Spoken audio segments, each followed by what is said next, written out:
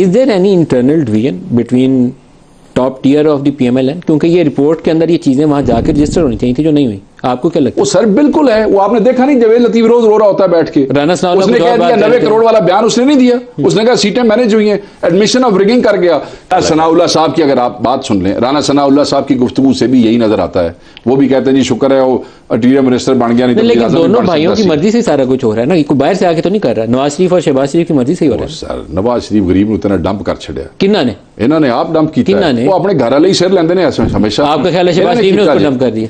और कौन? ये तो मेरे ख्याल आप ऐसे ही उनसे मस्ती कर रहे मुझे हैं। वजीर आजम मस्ती के लिए कर रहे आप प्रमोट करें और उसके बाद मेरे भाई को मना दें, तो मेरी मर्जी के बगैर किसी ने को गर्दन जो फाड़ के जबरदस्ती बैठाया उथे। वो 2 दिन पहले जो PM नवाज बंदा शरीफ का बंदा ये इश्तिहार कह नहीं सकता कि भाई मेरे बड़े भाई की बड़ी इंसल्ट है, ਉਹਦੀਆਂ तस्वीरां ला के ਅਸੀਂ कैंपेन की है, मैं नहीं बनता वजीर आजम अगर मेरे भाई ना तुसी ज्यादती करोगे। किसको कहें ये?